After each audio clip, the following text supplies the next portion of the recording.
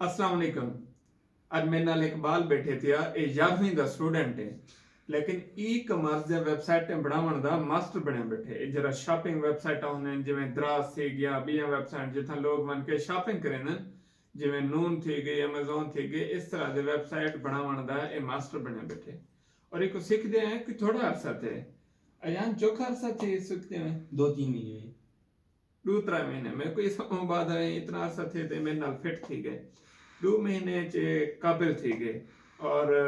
अच्छा काम किते सी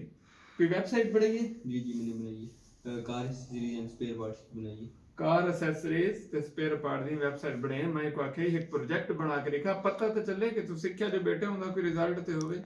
इन बनाई है कार एक्सेसरीज दी जेरे कार स्पेयर पार्ट्स होंदे ना उन्हें दी किस मुल्क वास्ते बनाई है यूएस के लिए बनाई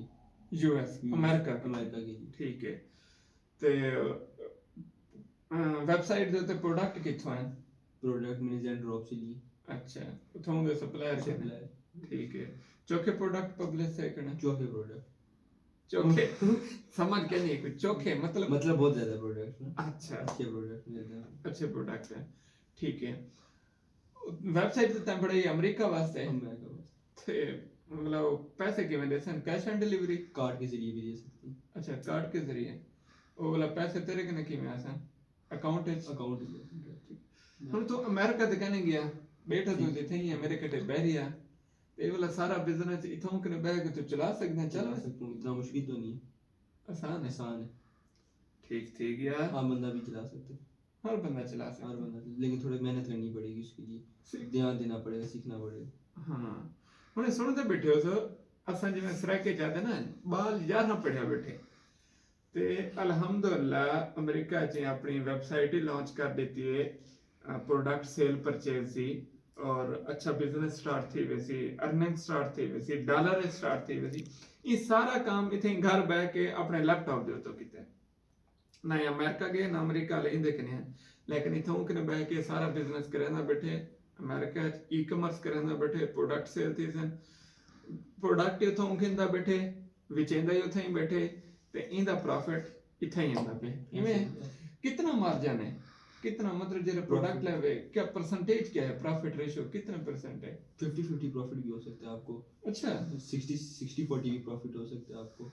इसमें ये काम जितना गुड़ डालोगे ना उतनी मीठी होगी ठीक है मतलब तुम्हारी मेहनत है तो सा जितना प्रोडक्ट गुणन ते मेहनत करे सो उतना ही तुम्हारा उतना जितना उसको मॉडिफाई करोगे अच्छे तरीके से शो ऑफ करोगे उसकी जो प्राइस अपनी मर्जी ना सेट करनी सेट करो आप ठीक है और जितना उसको स्टोर को डिजाइन करोगे जितना खूबसूरत बनाओगे रिव्यूज अच्छे होंगे लोग आपके पास ऑटोमेटिक अच्छा वेबसाइट का नाम क्या है ऑटो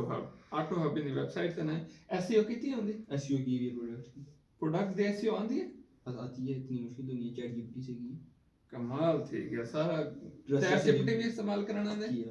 चैट जीपीटी क्या होता है चैट जीपीटी बेसिकली आपके पास ये होता है कि प्रोडक्ट्स वगैरह की एसईओ वगैरह करना उसके बाद स्टोर की एसईओ करना सारा कंटेंट तो लिख देने हां उसको एक छोटा सा टाइटल दो और वो आपको पूरा डिस्क्राइब करके दे देते ये मार्का जरिया ने ना है ते तक इंग्लिश ते नहीं आंदी ते असा क्या करे सो साडे ते हाथ खड़े यार अंग्रेज ने एक सॉफ्टवेयर ही बना दिते उनका नाम है चैट जीपीटी वो को जेरी चाहे आखो वो इंग्लिश है तो को लिख देने और जरा बंदा पढ़ दे वाह वाह ये तो कोई मास्टर है बाबा है वो सारे जो आधे ना जुगाड़ तरीके हैं पे एक तरीका करना पोसी वो है कि सीखना पोसी ते सीखण वास्ते कितना अरसा चाहिए ज्यादा कने ज्यादा 2 कने 3 ये मेरा प्रोडक्ट बैठे तैयार है 2 कने 3 महीने तैयार थी गए इवें कोई भी बंदा अगर मेहनत करे 2 कने 3 महीने तैयार थी सकते अच्छा लाजमी नहीं तुसा मेरे कने सीखो या इस्लामाबाद हो या देरे वनो तुसा YouTube ते ही सीख सकते हो या तुसा अपने इर्द गिर्द देखो कि चन्ना इंस्टीट्यूट हो सी चंगी एकेडमी ਉਹ ਲੋਕ ਜਿਹੜੇ ਖੁਦ ਕੰਮ ਕਰਾਂਦੇ ਬੈਠੇ ਹੋਣ ਇਹ ਨਾ ਜਿਹਨੇ ਖੁਦ ਨੇ ਕੀਤਾ ਹੋਵੇ ਤਾਂ ਤੁਹਾਨੂੰ ਕੀ ਸਿੱਖੇ ਸਨ ਉਹ ਦੇਖੋ ਜਿਹੜੇ ਨਾਲ ਇੰਸਟੀਟਿਊਟ ਹੈ ਜਿਹੜੇ ਖੁਦ ਕੰਮ ਕਰਾਂਦੇ ਬੈਠੇ ਹਨ ਉਹਨਾਂ ਨੂੰ ਪ੍ਰੈਫਰ ਕਰਕੇ ਤੁਸੀਂ ਉੱਥੋਂ ਵੀ ਸਿੱਖ ਸਕਦੇ ਹੋ ਤੇ ਮਹੀਨਾ ਇਵਨ ਇਹਦੇ ਸਟੋਰ ਦੀ ਗੱਲ ਕਰੂੰ 18 ਕਨੇ $20,000 ਮਹੀਨੇ ਦੀ ਸੇਲ ਹੈ